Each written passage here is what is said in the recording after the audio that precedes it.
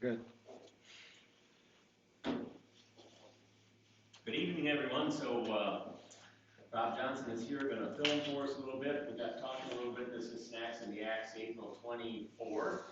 And first thing on the agenda is we don't want to embarrass Amber. We want to make her feel welcome. So I will introduce her. She said, "Sure, I'll come." This happens to be a good friend, close friend, girlfriend of one. What's the last name? Maybe. Oh yeah, Josh Beatty. Okay, so I got Jacob, we got Jordan, we got Josh. I couldn't get the last name. One brain dead in a minute. So Josh Beatty and Amber are a couple, and Amber's coming to adult instruction with me. She works over in Green Bay, and she texted, said, "Pastor, I'm still stuck at work." I said, "That's okay. I'm 15 minutes behind myself." And so I said, "But we got this thing at 6:30." And she said, "Oh, I would come to that." And I said, "That's good. It's a friendly bunch and mostly your age. So get to know Amber, please. Maybe we take a break a little bit and tell her who you are. I'll introduce a couple of them. Let's see. 1, 2, 3, 4, 5, 6. Skip. They're all cousins in one family. All right. Last name is Schmidt. So if you want to talk like a guy, you just say, "Hey, Schmidt," and they'll say, "What?"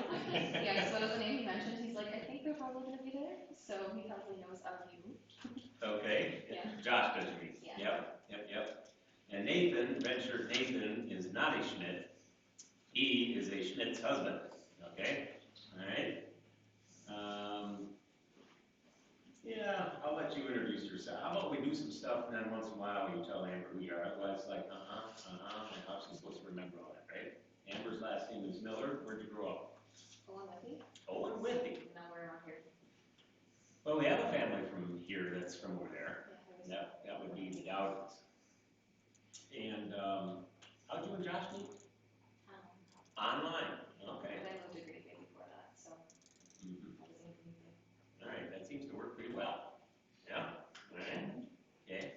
Now, how many of you know Josh and Emily? Andrew, do you? Justin. Sorry, Justin and Emily. I haven't seen him, but I don't know. Okay. Lots of no's. We're making him feel that welcome every year. Nathan, you see, what you guys usually come late service, yeah? Yeah. Okay. What service you usually come to? Early? Yeah. Bailey usually comes 8 o'clock. 8 o'clock, sometimes Thursday. No, usually 8 o'clock. Usually 8 o'clock. Okay. All right. Well, Justin and Emily is one of. How long have you been coming? To the church? Yeah. 2 years. A couple years. I was gonna say a couple years already, right? Well, yeah, I mean, we came off and on. The girls started in kindergarten, but we didn't really start committing to the church till last year, July. And where were you before that, church-wise? We were between a church in Green Bay, Life Church, and then his family's church in Pella, because we were just back and forth on the weekends and the weekends. Yeah. Well, this is a great. I think you have 3 kids, right? Yep. What are their names? Paisley, Carter, and Paisley, Carter, and Amelia. Amelia is the one I held in church at one time. yeah, she's the one that, wow. So you got Paisley, Carter, and Amelia runs the show. Is that right? Yes. Okay.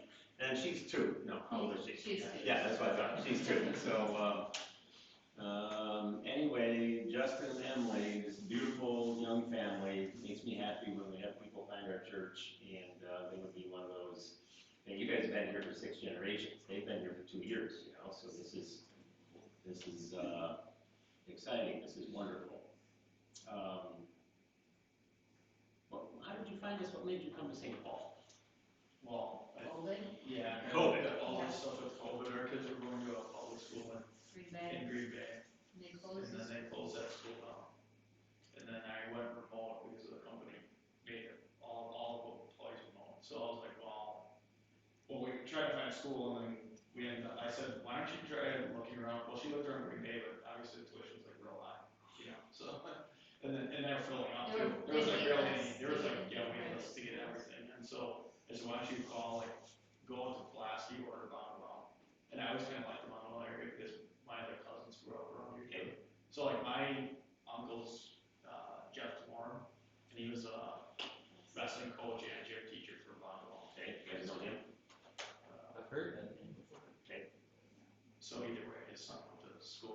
kind of move people around, like, I knew some of the people, Yeah. my age around here, but. We were commuting, I was commuting them back and forth from Green Bay every single day through kindergarten and then half. To here? Yes, Yeah, from Green Bay, and then we moved, December last year to his aunt's where we built the house. And then we were in Shawano, so, So where's your house right now? Shawano, Where at? very small park. By Smalley Park? Yep. What's that? That's where the ski sharks are. Oh, yeah, okay, the new house is in there. okay, so it's on the other side of, It's on the east side of the river, because they used to have the old hospital there. Yeah. They developed it, Okay. housing, and you built a house in there? ours is across the street from where the old hospital used to be. It was actually a parking lot. Oh, very good. Okay. Yep, well, it's good to know them and their kids, and of course, we have overlap, because a lot of our families with little children come to Lake Service. And a lot of you all come to one of the other services, but, I'll let you meet one at a time, Amber and Justin and Emily. Big Dan, what's going on? Tell them something about yourself, please. What do you do for a living? How old are you? What do you like to eat? I don't know. I'm 21, 22 actually. Been doing that for a little bit, and I work as a diesel mechanic at a shop in the pier. Okay. Work on a lot of different stuff. We're just like an independent engine repair shop, so it's not just semis or tractors. We do a little bit of everything, so it's pretty interesting. Did you have to go to tech for that? I did. I went to Sturgeon Bay for 2 years Okay. for their diesel technology program. So what's surgeon pay on? Do you just stay up there then? No, I commuted. Oh, okay. From our house, it was an hour 10 every day. Sure. But Door County had really high rental rates, so it was cheaper to drive. Sure. So that's what I did. Dan, is that your sister to your right? If I want her to be, Is she older or younger? she's younger. She's younger. Hannah, how old are you? 20? Okay. You want to tell Justin and Emily something about yourself? Sure. Thank you. I go to school at UAGB and I'm studying to be an accountant. I work at a place in Green Bay. I want to tell Amber too. Sorry, Amber, I didn't mean to leave you out. Yeah. I did the youth apprenticeship program when I was in high school, so I've actually been working there. It'll be 4 years this summer. I'm junior. Yeah. So, was there somebody in our church for your grandpa? Before? Great grandpa, probably a great grandpa. So Augie was your grandpa, right? Your great grandpa was here before that? Also, Also, Also Augie, all right. Yeah. So there's a number of Schmidts around here, but they're extremely active, busy, faithful, giving, hardworking. Do you know what year your family came to, I guess, Wisconsin?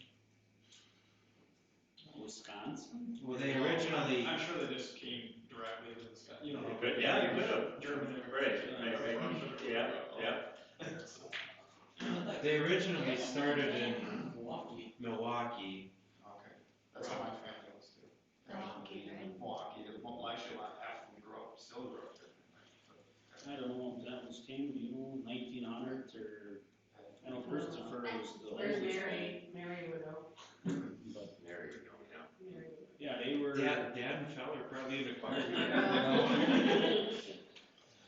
They, I wanna say 1900 give or take, but then August and his dad came up, I don't know, sophomore year in high school, so I don't know what that would have been in the 40s maybe, give or take.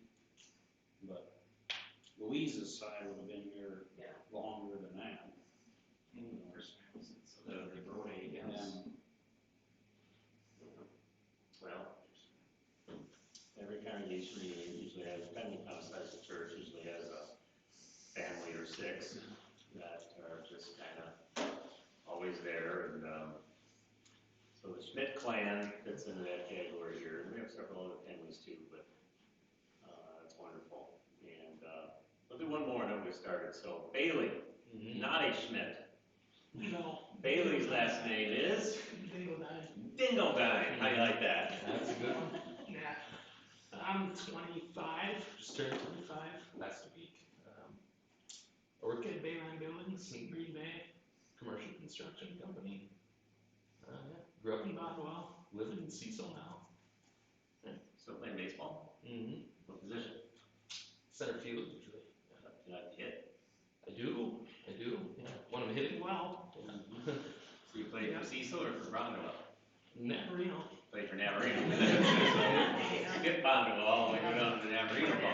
My dad. Grew up in Amarillo. Okay. So, So town team baseball is still a big thing around here. And it's amazing to me that these little towns can even field a team. So you gotta be, what, 18 to play or 20 or 60. 60, okay? And they'll have guys that are 30, 42, and 37, and 28, and, My dad, 49. and your dad, Yeah. He Is he can't still playing? I wouldn't say he plays that much, but he's there. He's there. First base coach. Okay, yeah. Yeah. Mm-hmm. Mm-hmm. And I didn't know something about Bailey. He was, I mean, I knew he was a good kid. And he's not 25. Mm-hmm. Yeah. And he was somewhat quiet, and he was an outstanding athlete. But I didn't know how strong his faith was to him. And I'm almost embarrassed, because now grandma and mom tell me, like, Pastor, well, what were you thinking? Well, I wasn't thinking anything. I just didn't know that his faith was that strong to him. So grandma would say, yeah, I'd go over to the house, and I'd see Bailey's Bible or his devotion book on his nightstand, or, mom telling me stuff like that when he was down in college or whatever. So people in their 20s who are active in their faith in church in our country right now are in a minority. But those who are active, unlike my generation, you had some people in their 20s who were active, but a high percentage of them were just going through the motions. Because everybody went to church, kind of what you did, get that out of the way, get on with life, or whatever. But today we're long past that. So when we have somebody that's 20 or 27 years old or whatever, or even your age for that matter, how old are you guys? 34. And you're 28, okay? So, I have to think of our ages. yeah. Don't worry about it. Gets So- worse as you age. That's right. For you guys too, I mean, just, basically people in general, but certainly the younger, the more true it is that if they're in church, their faith definitely means something to them, and they want to be a part of a church that you're doing something, otherwise, wait a minute, are we supposed to be taking this seriously and trying to make a difference and so forth, and so anyway, makes pastors happy and other people too to have people under 70 coming to church, so, and I'm getting close to 70, so, well, I've got a little ways to go yet. All right, what I put together this evening is, I've always liked the resurrection appearances, in terms of a Bible study, a little bit of faith, food for faith tonight.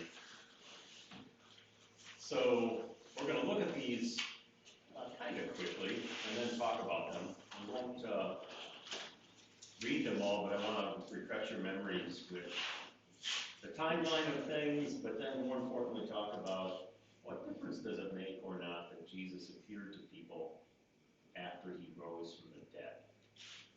So, all the people in the New Testament who saw the miracles and so forth, of course they saw Jesus and saw him do things before he was crucified. But it's a whole new ballgame if a man who was crucified appears to people afterward. I would call that Easter. And the very first appearance is to Mary Magdalene.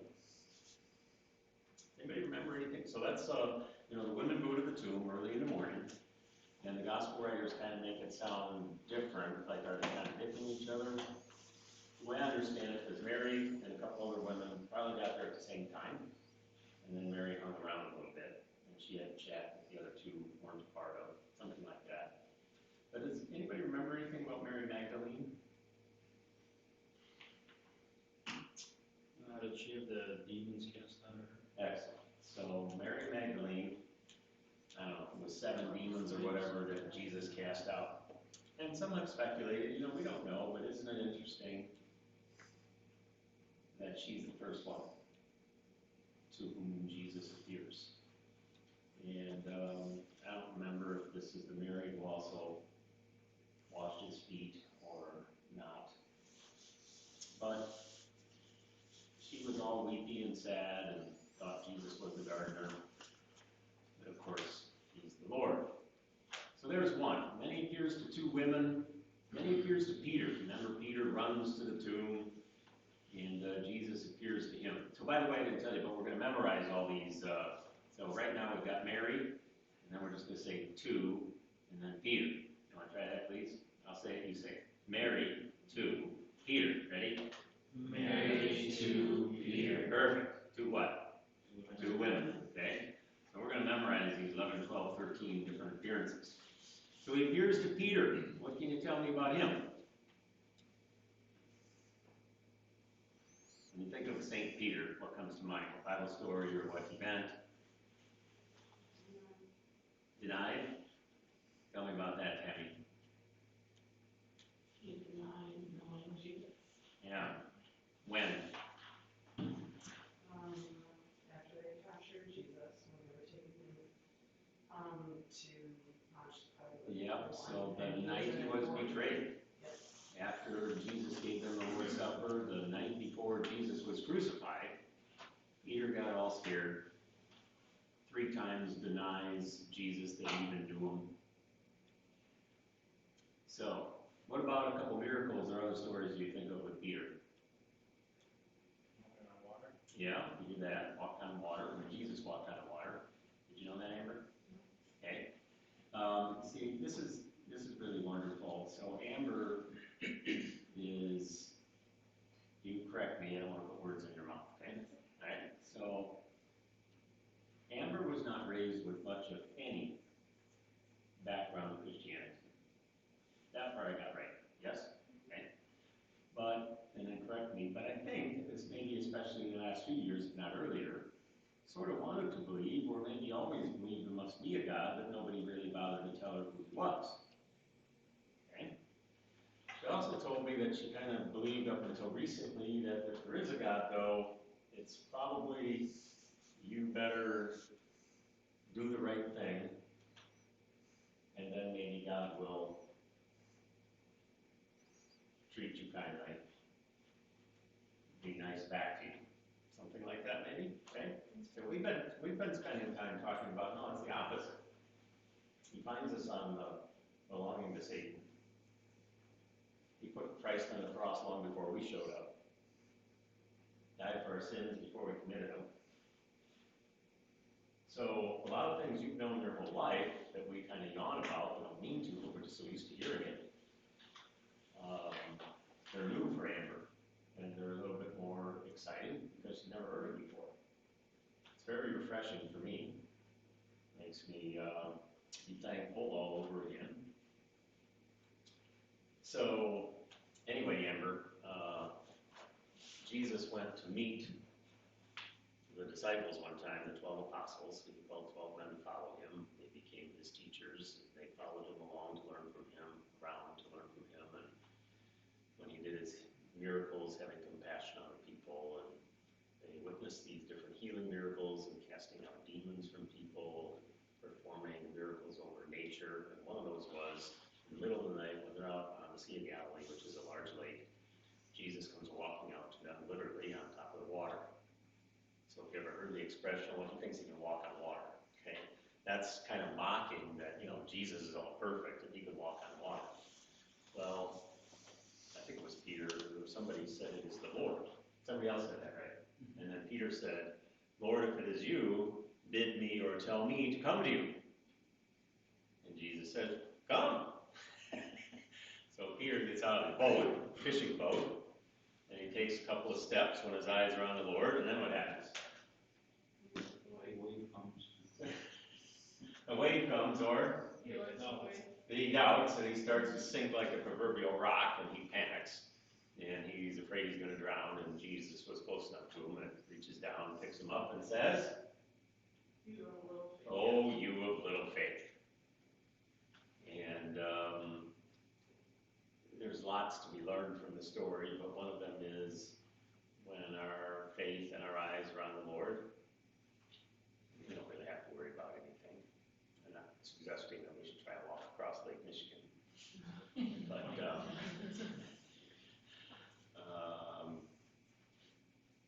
But when we take our eyes off the Lord, that's when we panic.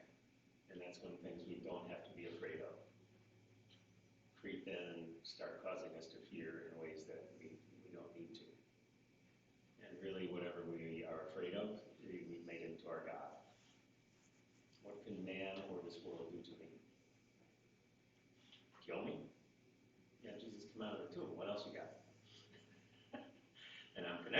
Jesus, so he's taking me right through death. My spirit to be with him when I die, and even more importantly, when the Lord returns, that my body is raised, like Jesus came out of the tomb. Call that the last day. That's the day we're really looking forward to. Christians, we like to say, when we die, we go to heaven. Yeah, that's true. But what we're really looking forward to is when the Lord returns, because that's when the world is going to be restored or recreated, and every single person that ever lived, their body is going to literally, physically be raised from the ground and reunited with their soul. Well, what about the people that died at sea and the fish ate them a long time ago? Well, God's going to put them back together too. What about the people that died in fire? Well, He's going to put them back together too. Same as all the people that are in the ground and they deteriorated after 500 years and there's nothing left but dust in the box or whatever it is, doesn't matter. God is the creator. All the material, stuff, particles, molecules answer to Him. He created it out of nothing. He owns it. The laws of nature that we have, God's just allowed us to kind of figure out how things work. So the school learn how to build bridges and do road construction, and you learn laws of physics. But God's the one that makes all those laws of physics actually work. He's the one that holds all the power and makes things work in a consistent fashion for us, so we actually can function and have civilization and so forth. So I got to do this sometime in church maybe. I haven't done it in chapel in a long time. But you take the crucifix, okay, and I'll have one of the children, I'll set it on their hand, and it's kind of heavy. One we use for a processional sometimes. I used to do it with a broom, but then we got a crucifix, so I can do it with that. I'll put it on the child's hand, and I'll say, now you watch real carefully, and you try and make this balance on your hand. You can't do it. A child that is extremely coordinated will be able to feel it starting to tip. Bailey would have half a chance. And he would be able to get it for a little bit, but all of a sudden, it's going to be too top heavy and it's going to fall over. Because that'll tell the child, okay, now I'm going to set it on your hand again. And this time I want you to do the same thing, except don't look at your hand. You look at the Lord. And you can kind of stand there and your hand just kind of goes where it needs to because you can kind of feel it's leaning a little bit. And when you're looking up, it doesn't fall over. So I turned that into a pretty slick sermon illustration that, when our eyes are on the Lord, then we don't fall apart and that sort of thing. Anyway, Mary to Peter. Ready? Mary to Peter. Very good. Then there's two more. Two men on the road to Emmaus that we had just yesterday in church. So that's another story. And does anybody bring a Bible? You can grab them to the caption, but Let's grab a couple, man, please. So these two men, they still didn't know that Jesus was raised from the dead. And there's something very important that happens in this time when Jesus appears to them. And that is,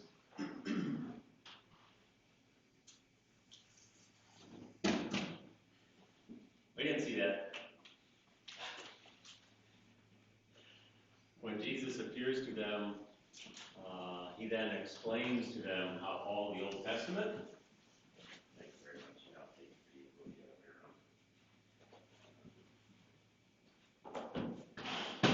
Daily share again. Sure.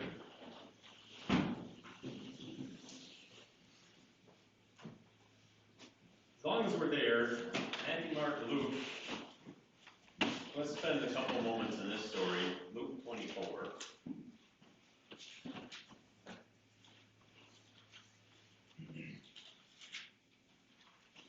By the way, Justin's on our school board, if you didn't know that.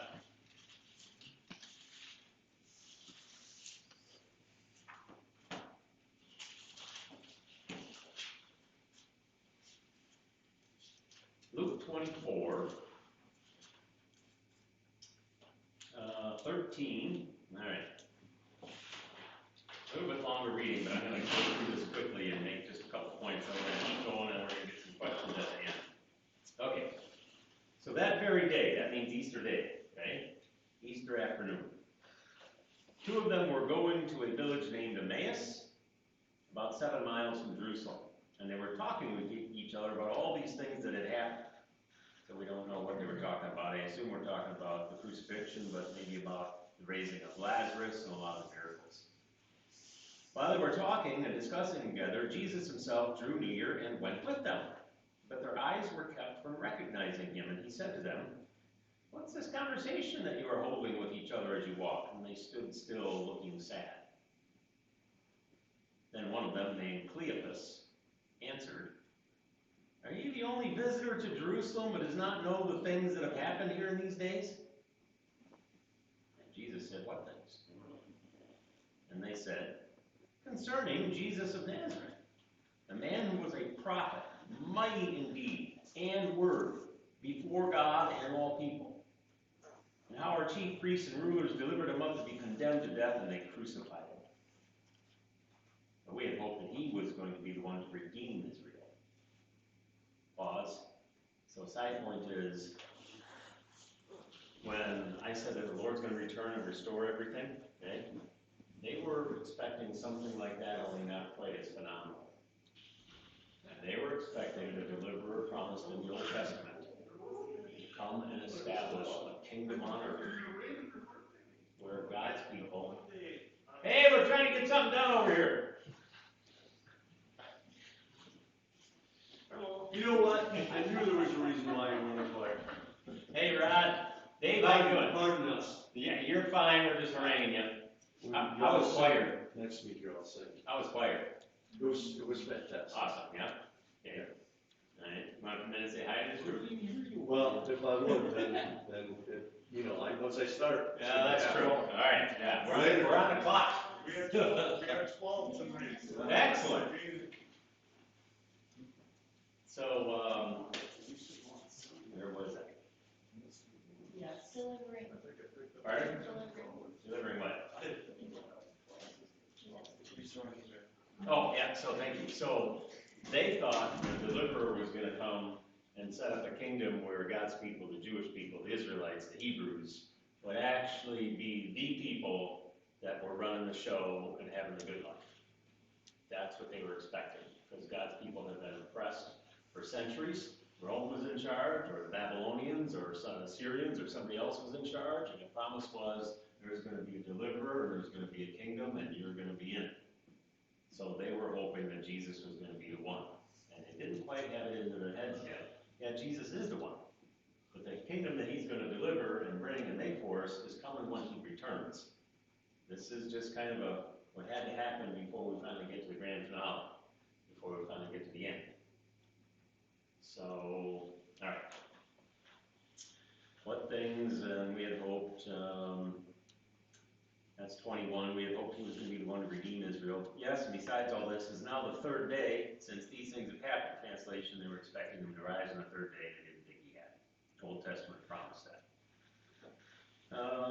22, moreover, some women of our company amazed us. They were at the tomb early in the morning, and when they did not find his body, they came back saying that they had even seen a vision of angels who said he was alive. And evidently these guys didn't believe that. Some of those who were with us went to the tomb and found it just as the women had said, but him they did not see. And he, meaning Jesus, said to them, "O foolish ones, and slow of heart to believe all that the prophets have spoken.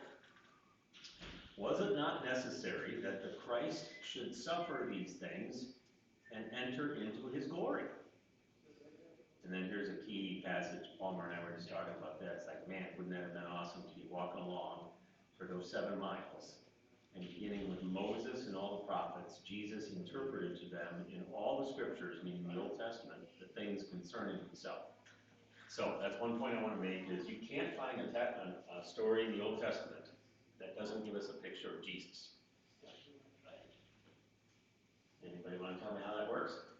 Take an Old Testament story and let's figure out how it matches up with Jesus. Noah and the flood and the ark. Good one. How's that give us a picture of Jesus? Well, is there judgment in that story? Yeah.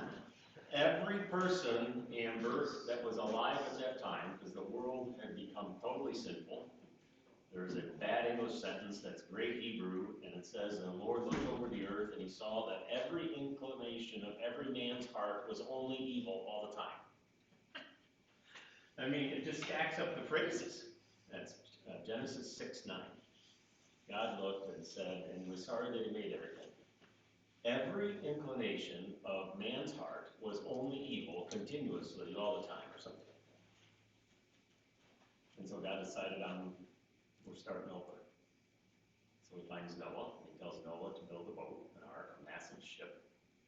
And Noah and his wife and their 3 sons and their 3 wives, that's 8 people are saved.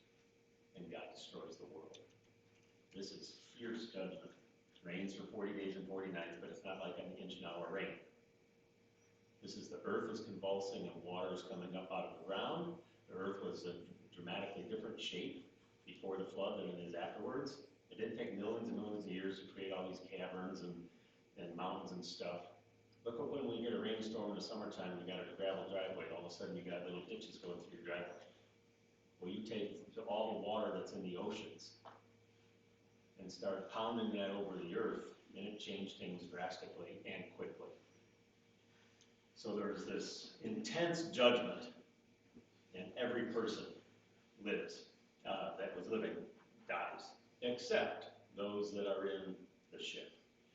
So we can say that, sometimes we say that the church, God's family, is like being in the ship that saves us from a world that is going to be condemned when the Lord returns. That's a little bit more difficult one, but I don't want to mention it. Real easy one would be David and Goliath. You know that story, Amber? Isn't this fun? So, somebody want to tell Amber the story in 2 minutes or less of David and Goliath? Ben is going to do it. Okay. Alright, so you got David here. He's the youngest of about 8 brothers. All his brothers got sent off to war, but again, he was left herding sheep, his family's sheep. I don't remember why he went to the battlefront. I think he was some bread or something. So the opposing army, the Philistines, had this Goliath, a giant dude, 9 foot or something like that. Bible says he's 9 feet tall. He was big. It's like middle linebacker for the Bears. So he challenged anyone to go to a duel with him, and no one lived or no one was bringing him to. I don't know why David got the right idea to go there, but Because he was making fun of God, and David's like, well, how can you derail God and nobody does anything about anything? so he takes his little sling and picks up a few stones from the river and chucks the stone at Goliath and he falls right over dead. Okay. And then he chops off his head. We didn't get that part in Sunday school. So to add just a little bit more, back then the countries and the armies, they got smart and they figured out instead of having each whole army fight against each other, and they would literally come down the sides of the hillside, they'd fight in the valley. There'd be bodies and blood all over. Whichever army had the most guys standing at the end, that meant that nation won. That meant that our God is bigger than your God. Then they decided, well, it's not a lot of loss of life. We'll just send one guy down the mountainside from each army, representing the whole army, representing the whole nation. And whichever one soldier wins means the army won, the nation won. So Goliath is the main soldier for the Philistines because he's 9 feet tall. And understandably, nobody on the Israelite side wants to fight this giant Philistine. Except David, who was a shepherd boy, probably 17 years old. We don't know for sure, not like he was 12, probably a teenager. But he's willing to go because he trusts Yahweh, trusts the Old Testament name for our God. He trusts God, and David prays or says something like, if God is with me, I cannot lose. And if God is not with me, I cannot win. So the Philistine mocks David and basically says, I'm going to pulverize you, turn you into whatever. And they want to put armor on David, and he's too small of stature to even hold the armor, and he can't hold the sword very well, and the shield and all that. He said, I don't need all that crap. And so he takes his sling, not this kind of sling, but a whip it around your head strand of leather with a little pocket kind of at the end. The Bible says he got 5 smooth stones out of the river. Not skippers, more like tennis balls, but stones. And we know today that Middle Eastern shepherds were deadly accurate with their slings and still are. So they could be 20, 30 yards away from an animal, or you line them up at a target just for fun today, and 20, 30 yards away, and they'll throw like a major league pitcher fastball, and get this thing whipping around, and out comes this rock right in the middle of a tree, or in the middle of an animal, or lion, or something that's gonna take their sheep. So David winds up his deal, stone sinks into Goliath, Goliath the giant drops dead, Israel wins. How does that give us a picture of Jesus?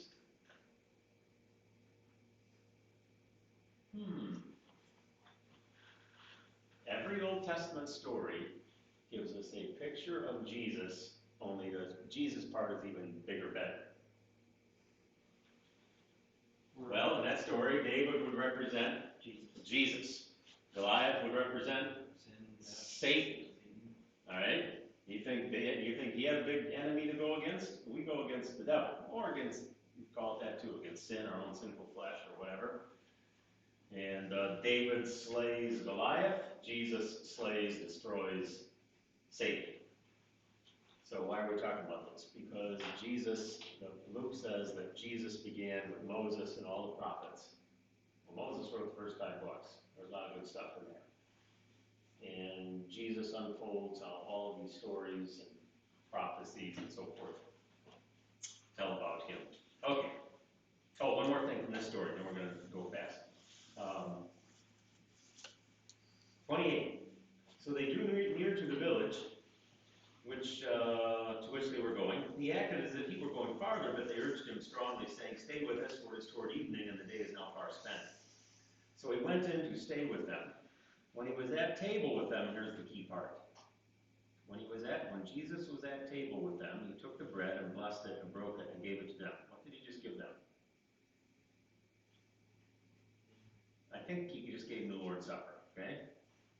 Not sure I need to review what other commentators have said. And their eyes were opened. When were their eyes opened? In the breaking of the bread. Now watch what happens. Their eyes were opened in the breaking of the bread, and they were having this meal with Jesus, and they recognized him, and he vanished from their sight. They said to each other, "Did not our hearts burn within us while they talked to us on the road, while they opened to us the Scriptures?" And they rose that same hour and returned to Jerusalem. They found the 11 and those who were with them gathered together. They said, "The Lord has risen indeed, he has appeared to Simon." Then they told what had happened on the road, and then here it comes again, and how he was known to them in the breaking of the bread. Lutherans and Catholics love this particular piece of Scripture as an emphasis for us on the importance of the Lord's Supper. Right when Jesus gives them the Lord's Supper, and they see that it's him, then he disappears, as if to say, "But you still have me." I can't be physically visible all over the world at one time because I am one human being. But I have chosen means called bread and wine to be with you always. Hidden in the bread and the wine, my body and my blood. For you, for your strength, for your peace, for your forgiveness. It's not by coincidence that Jesus disappears then. He wants us to know something. As if to say, when you have the Lord's Supper, you still have me, even though you can't see me. Okay? That's why Lutherans and Catholics, because we believe that something is actually happening in the Lord's Supper. That's why we try, if we can, to make our churches beautiful. It's not a fellowship hall. It's not just a meeting room. It's where Jesus is present and he brings heaven down to earth. And the two touch together, even though we can't see who's on the other side. If Jesus is here, what, he leaves everybody in heaven alone? Who's preaching today, Palmer or Shoup? Well, we'll see how long they talk. I'll be back in a while. That's no good. Death does not separate us ultimately. Makes us not visible to each other. But the create a separation between people who's not male or female, not Democrat or Republican, not, pick one of 14 other things. And it's not even whether somebody's dead or alive. That is not the greatest distinction or separation between people. It's those who are in Christ and those who are not. That's the divide. And this passage gets at that. Isn't that exciting to be a Christian? Yeah. Okay. How we doing? Good? We're going to quit pretty soon. Just got to bring in snacks. What'd you bring in? Rice Krispies. Rice Krispie treats? Nice. Oh. So we got protein and dessert. This is good. Oh, Mary brought stuff too? Nice. So I want to talk a little bit about these resurrection appearances though, but so we've got 2 Peter 2, then 10 apostles because Thomas wasn't there, then the 11 apostles when Thomas was there, then 7 disciples fishing, then the 12 apostles on the mountain, including the replacement for Judas. So I won't pain you with it, but you could memorize this. 2 Peter 2:10. How do I used to do 2 Peter 2? There we go. 10, 11, 7, 11. 500, James. And then I think it's back to all 12 of them. But there's 11 or 12, 13 if you count the appearance to Paul later on. Appearances that we know for sure. There might be others. I want to spend a couple minutes on a couple of them yet. Thank you for all your attention. What's significant about Jesus appearing to more than 500 at the same time? Why is that significant? Unbiased. What do you mean, Dan? Unbiased? I don't know, I guess like if he's always just appearing to his apostles, some people might be like, well, if only just these 12 people get to see him, but I didn't, how can we really believe that he was risen? Okay, very good. Somebody add to that.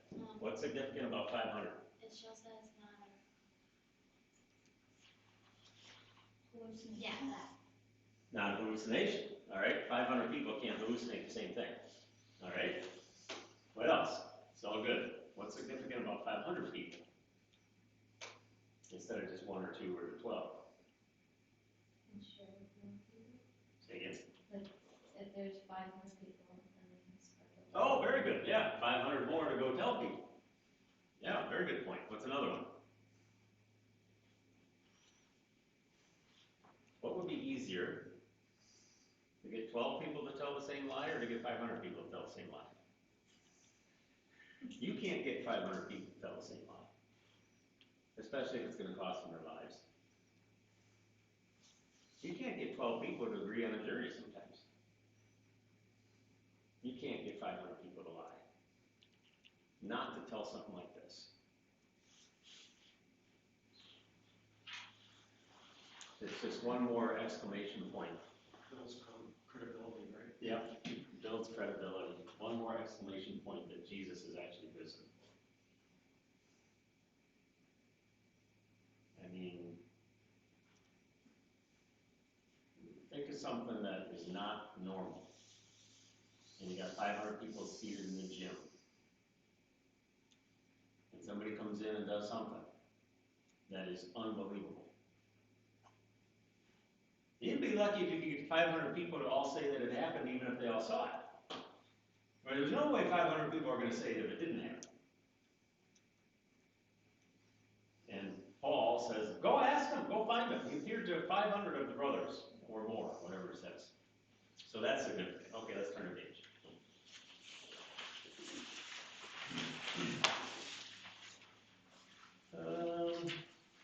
So how did the under 13, they don't pertain to that section, these are some thoughts or questions I have, we can spend a little bit. How did the resurrection appearances actually happen? All I mean by that is, how did Jesus appear? How did he do this? What's the deal? Did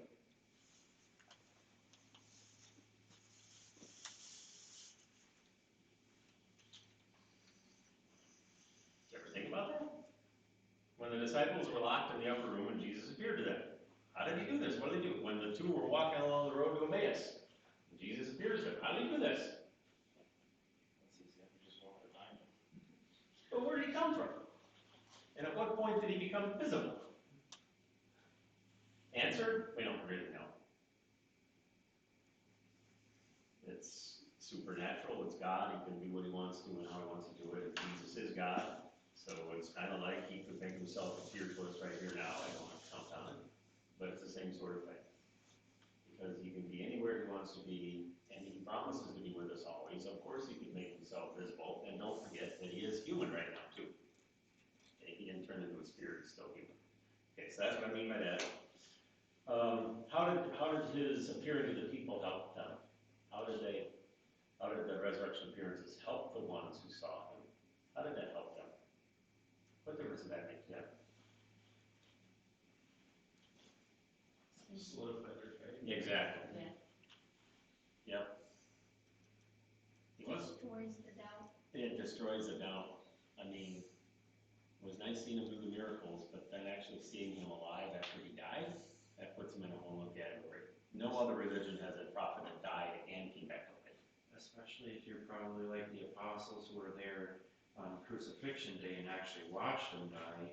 Yeah, very You good. know for sure that when that spear went in and only water came out, or Yeah, blood blood was water, I mean, you know this guy is dead, and then he's dead. you saw him walking around a couple of days later. Plus eating fish, one of the appearances he has shore lunch that has fish with him on the beach. Why is that important? Proves he was still a human. Yeah, ghosts don't eat. Spirits don't eat. People eat. It wasn't a skeleton walking around. He actually ate. It's one of the reasons why we think we're going to get to eat when he returns. You guys like food? Now, how that all works and whatever, I mean, don't know, but, all right. So it solidified their faith. Is that what you said, Justin? Yes. Yep, that's a good way to say it. Solidified their faith. Made the apostles ready to die for him. And when it's your turn and cancer knocks you flat, and I'm 37, I'm 48 years old and diagnosed with cancer stage 4. Yeah, but Jesus came back from death. I don't have to like it. I don't have to want to sign up for it. But death is going to come to all of us, but he turns it into a doorway, turns it into a gate, turns it into a speed bump. Real quick, he didn't appear to any unbelievers. And sometimes that gets thrown in our face.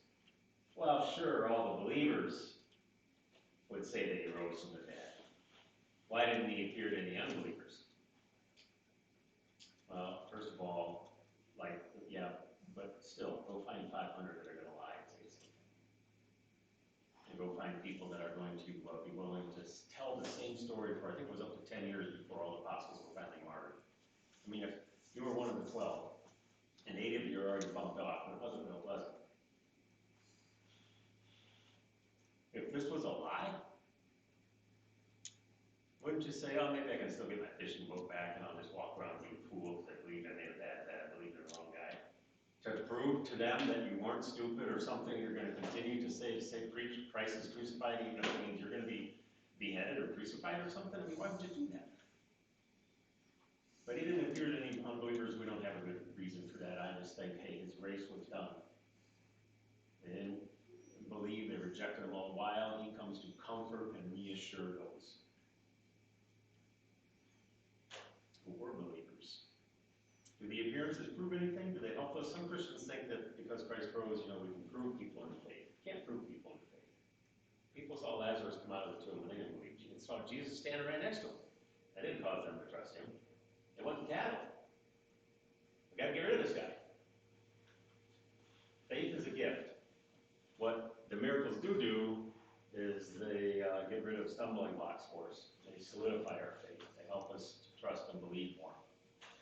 I was going to read part of 1 Corinthians 15 tonight. We're not going to do that. I do want to hear your opinion, and we'll stop with this.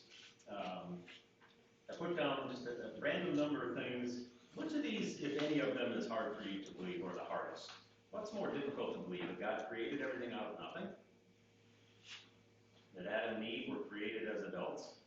And all of a sudden, there they are. Formed them out of the dirt. Parting of the Red Sea, maybe the feeding of the 5,000. I especially like the story of Lazarus, not that he didn't raise the other 2 people too, but 4 days dead. the resurrection of Jesus, Lazarus still had to die, but Jesus comes back never to die again. Is it more difficult to believe maybe Jesus is going to return and have a resurrection of the dead? Or perhaps that you will live physically forever? These are all things that are unbelievable. Is there any of them that, or one of them that maybe is more difficult for you to believe? Or have you never really thought about that? Once you believe the first one, you're still with it. Oh, very good. Yep. If God gives you faith to believe that He creates everything out of nothing, then He gets to do whatever He wants with everything that He made. And yeah, that's very good. And very good. Let's have a word of prayer, and then, I had more. I was plenty. Copy of good news for you on the back there, and I italicized what I thought was kind of good, but I'll have a word of prayer. Heavenly Father, thank you for our time together this evening, for the resurrection stories, and most especially that Jesus did indeed rise from the dead. Thank you for everyone here this evening, for our time to have a little bit of study and interacting with